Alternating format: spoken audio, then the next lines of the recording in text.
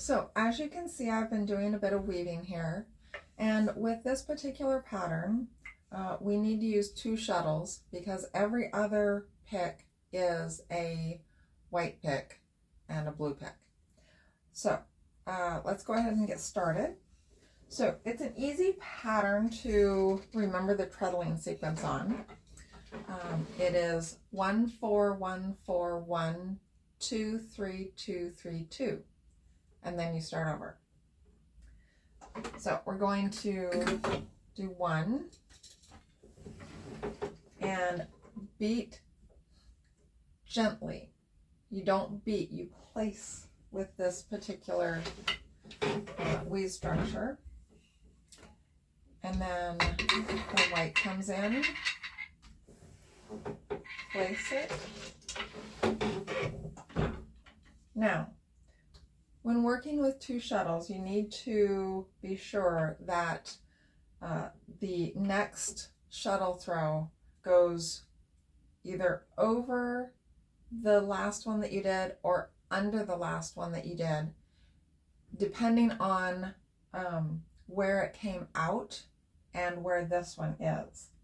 So the way that I remember it is the blue thread came out and is heading down. The white thread came out and is actually pointed up. So I need to make sure that the blue thread goes over the white thread, and then it will catch it.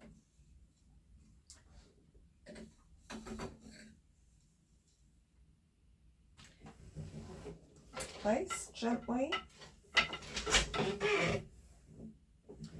And I check to look and make sure that my spacing is the same between the 2 white threads here. It's a little bit big, so I'm just going to tap it in. That looks good. And then we go back to 1.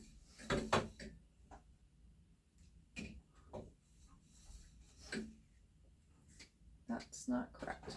Sorry. We're still on 4.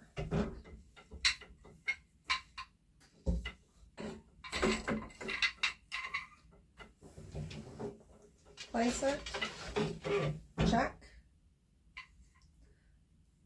So in my warp and my weft, the white threads need to make a little square. So that makes it so that I have the correct picks per inch. Okay, now I did 1 4 1 4. Now I do 1.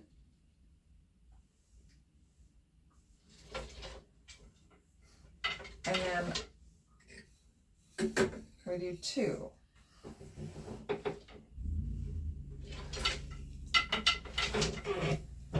Now in this one, because I've switched, now my blue is headed down, my white needs to come under it to catch it.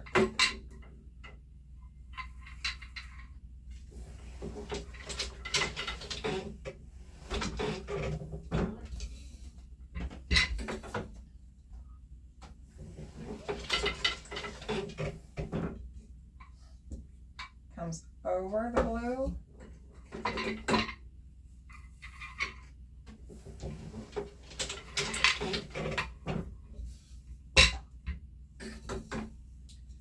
We finish with a 2. We switch back to 1.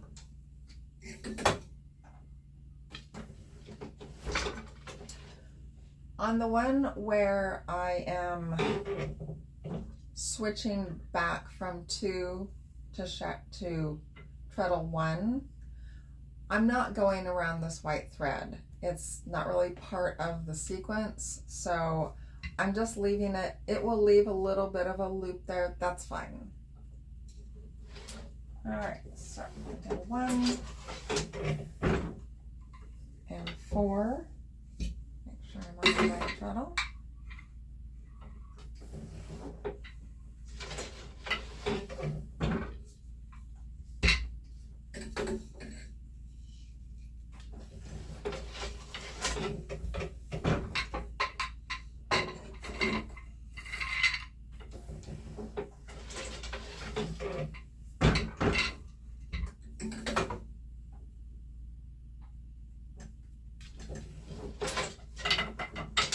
Switch back to 2.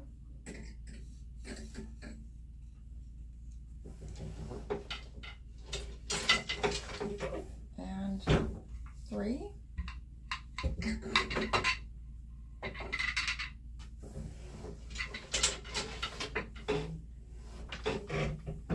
Figuring out whether you're supposed to go under or over to wrap your warp threads around the previous one. Takes some getting used to, but once you kind of get the rhythm, it's pretty much second nature.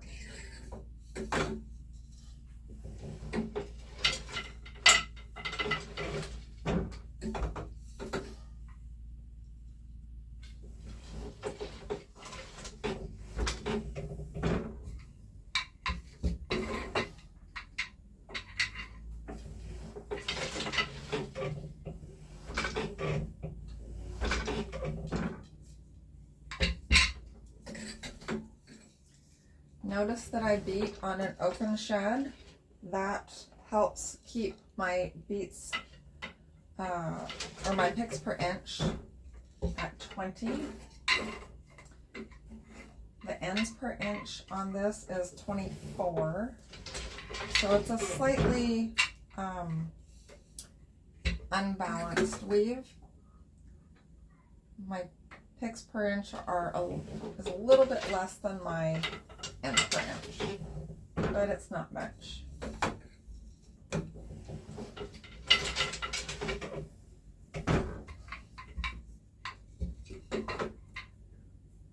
This is not a fast weave.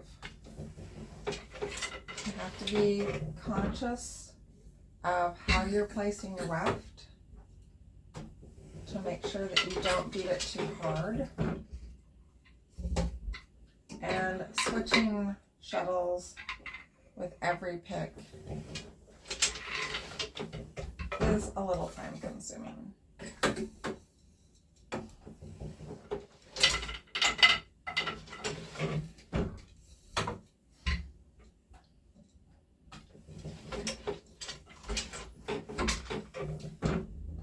If you watched my previous video on tying up my treadles, you might remember that I tied them up such that I'm walking the treadles. So my left foot is doing 1 and 4. My right foot is my left foot is doing treadles 1 and 2. My right foot is doing treadles 3 and 4. I have some space in between them so that I can keep them separated.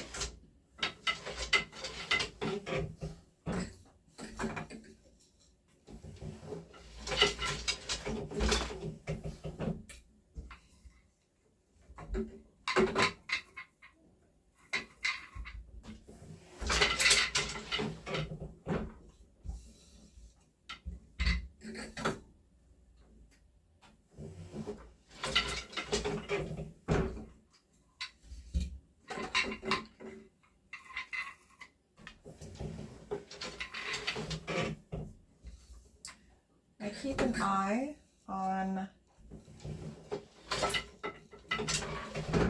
where the tie down is for the Huck, and the treadles that are on 1 and 4, the tie down is to the right. There's 3 threads to the right. The 2 and 3, the tie downs shift 3 to the left. So I just look at that, make sure that that is staying consistent. All right, so now we're going to switch to 2.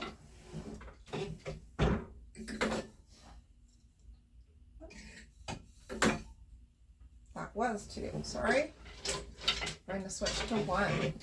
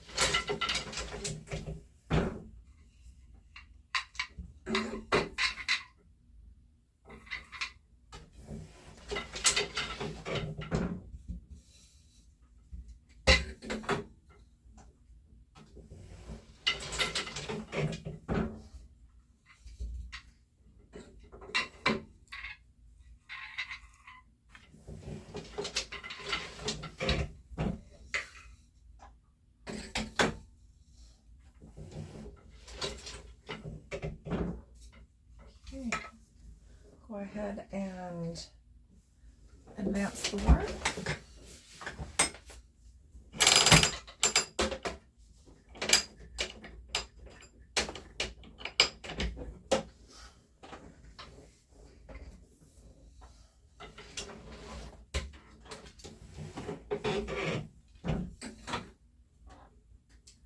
I like to pull the beater bar forward.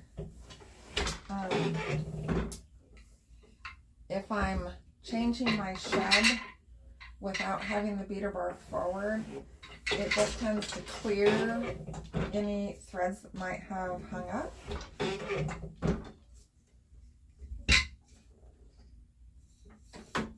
So that I have a nice clean shed and don't get any threads caught.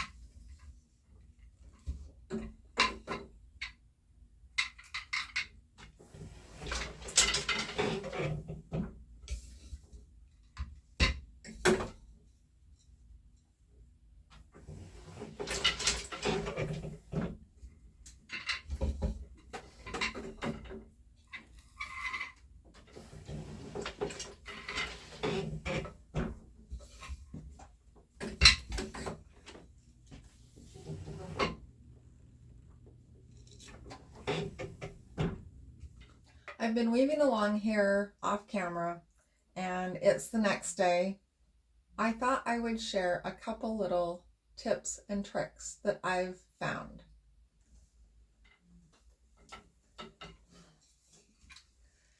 In order to remember my sequence, I've determined that for the first half of the 10 pick sequence, the white shuttle chases the blue shuttle. For the second half, the blue shuttle chases the white shuttle. So let's demonstrate that. Shaft treadle 1, you throw the blue shaft or the blue shuttle. Treadle 4, throw the white shuttle. It chases the blue shuttle. Back to treadle 1, throw the blue shuttle.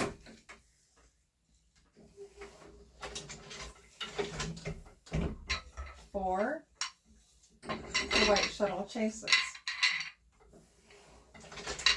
1, throw the blue shuttle. That's the first half of our 10 pick sequence. Now we switch to treadles 2 and 3. 2, you throw the blue shuttle. 3, we throw the white shuttle.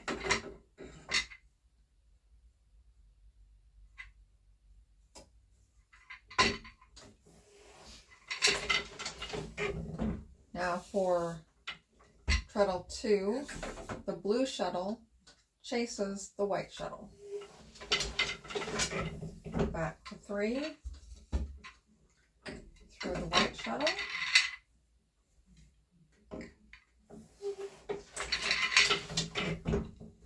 2, the blue shuttle chases the white shuttle. And that's the last pick in our 10 pick sequence. So if I end up throwing on a 1-4 and the white shuttle is chasing the blue shuttle, I know that I am off sequence.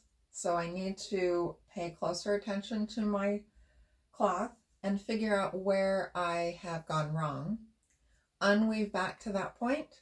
Hopefully it's within 5 picks. And then I fix it and get back on track. Which brings me to another point. You'll notice that I'm weaving with an end feed shuttle. This is a nice sachet end feed shuttle that my husband bought me for Christmas a couple years ago. And I absolutely love it. They're rather expensive, so I only have one. This is a Leclerc boat shuttle. And both of these you can find a link to purchase in the comments down below. And I will tell you that I am, those are affiliate links, so I do earn a commission off of if you purchase through those links. The end feed shuttle, so let's start with the boat shuttle. If you are weaving along and you make a mistake and you have to unweave, you end up with all this thread. Hopefully it's only this much thread, but you end up with all this thread that can get unwieldy, and it is rather easy to wind it back onto the bobbin by doing this. I always like to keep a little tension on the bobbin or on the thread while I'm rewinding it. If it's a lot of thread, I'll actually take it off and wind it this way, because it keeps the tension on the bobbin just like you wound it on your bobbin winder or your drill, like I do. with an in-feed shuttle, it's a little bit more challenging because, well, when you're running this thing back and forth, unweaving, this tends to pull off like this. And then what do you do?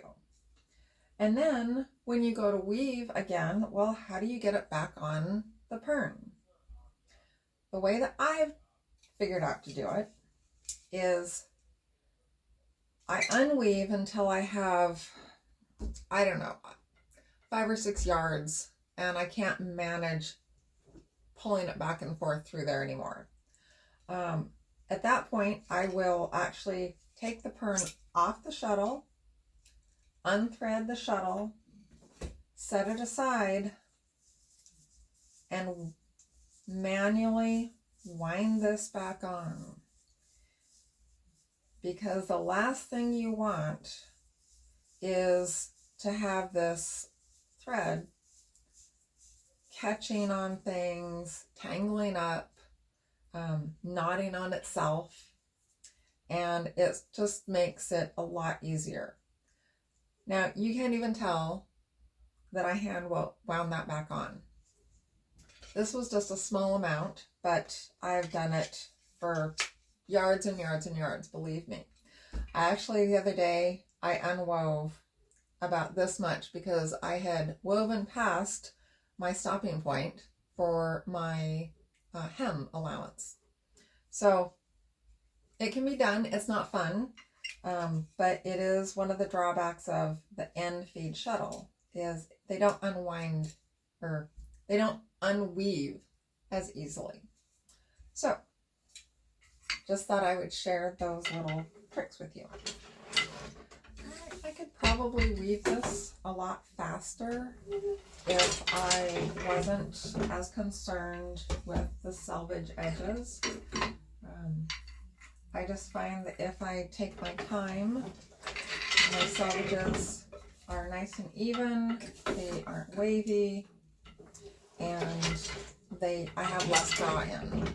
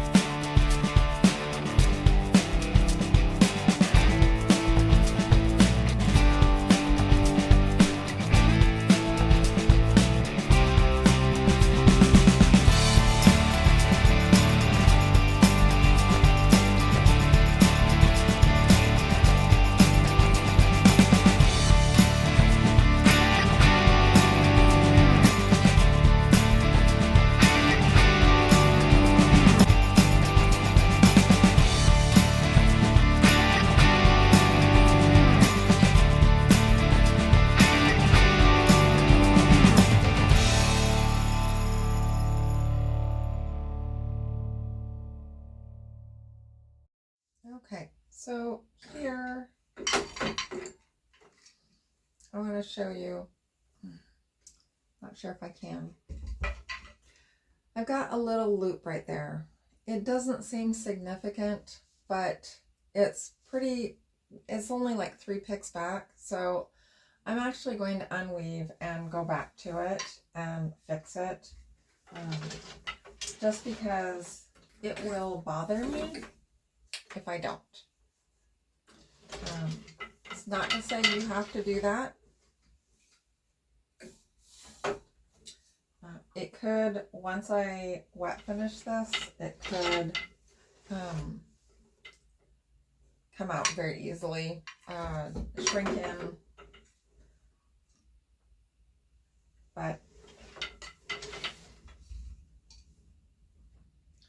that's all it took. So I'm gonna fix it.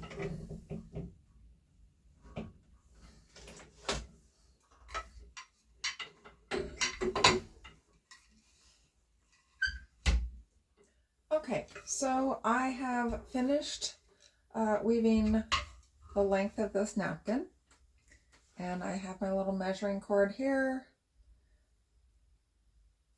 There's the knot. I've double checked it with my tape measure and we are good to go. So I ended with a full repeat. So the pattern calls for a plain weave on this hem. So it starts off on a treadle 2, and the hem is all in blue. But because I'm continuing to weave the napkins, I am going to carry the white up the side. So you'll see how I do that. And because the last pick was a 2, treadle 2, so I need to catch that edge thread.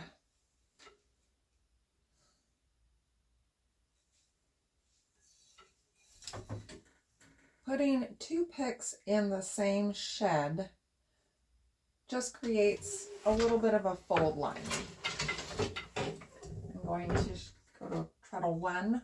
I am going to do this for 10 repeats, or 10 picks. So that's 1, 2, and I'm going to purposefully create a little bit of draw in for my hem. So we'll just pull that in a little bit, switch back to 1, or I'm sorry, switch back to 2. Now, I'm going to loop around my white thread so that it will just carry up the side. 3,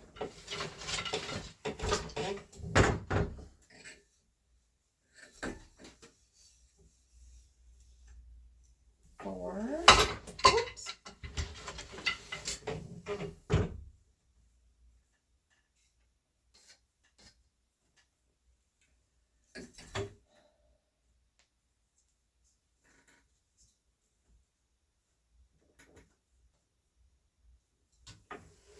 5,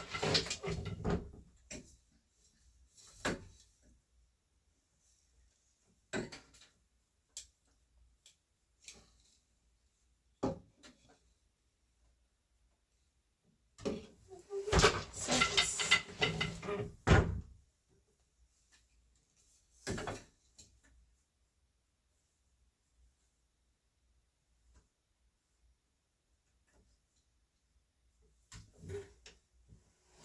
7,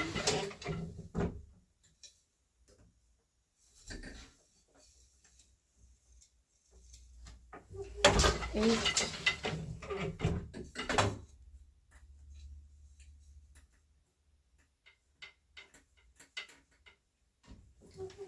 9,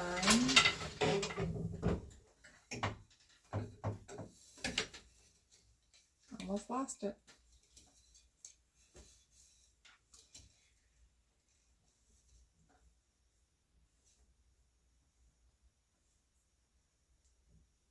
All right.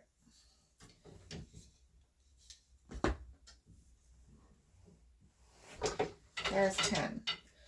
Now, I need to create a secondary fold line because I'm going to fold this over twice. So, I'm going to stay in shed 1 on this next pick.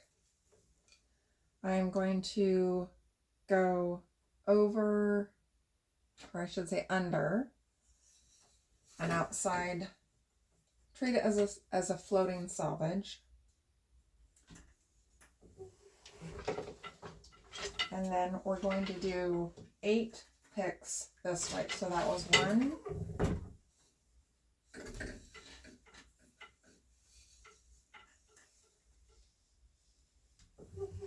2,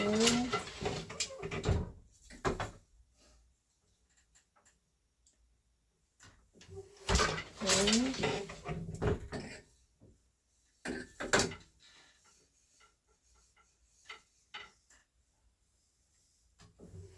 4,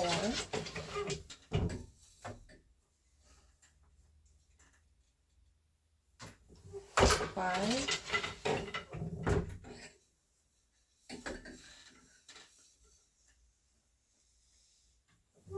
6,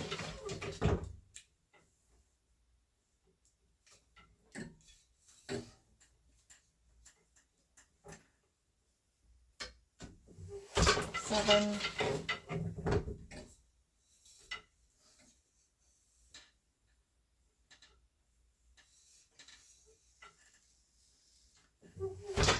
8. Now, I'm going to take my white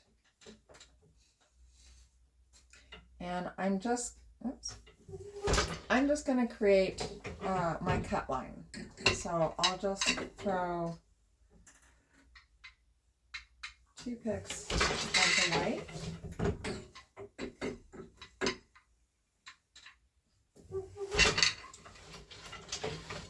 And now I can start on the hem, the beginning hem of the second napkin. We are done with our hem. And now I'm going to start the first pick of the pattern, which is on shaft 1. I just did shaft 1, or I'm sorry, treadle 1.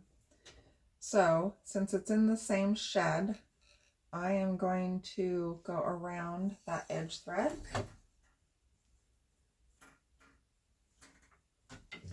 And I'm going to back off on my tension now because I am back into my pattern.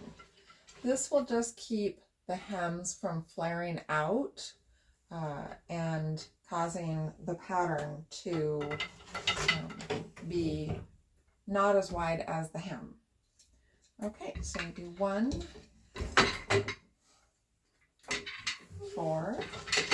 Again, don't beat too hard when you switch back to your pattern.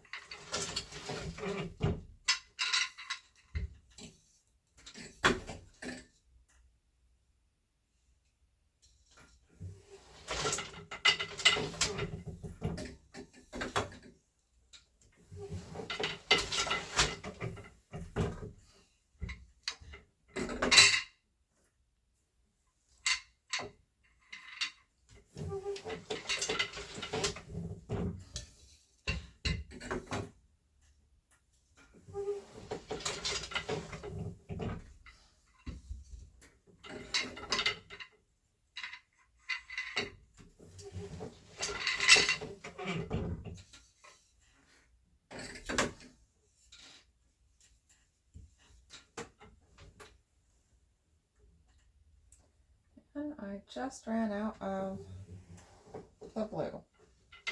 So I'm going to go ahead and stop there for now. And in this video, and in the next video, we will take off the loom and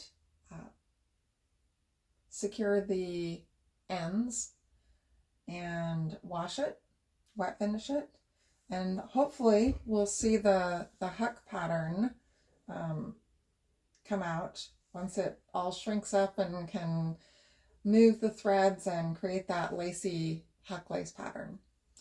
So if you like this video, please give it a thumbs up. And if you would like to see more of my videos, please subscribe with the button down below. Thanks.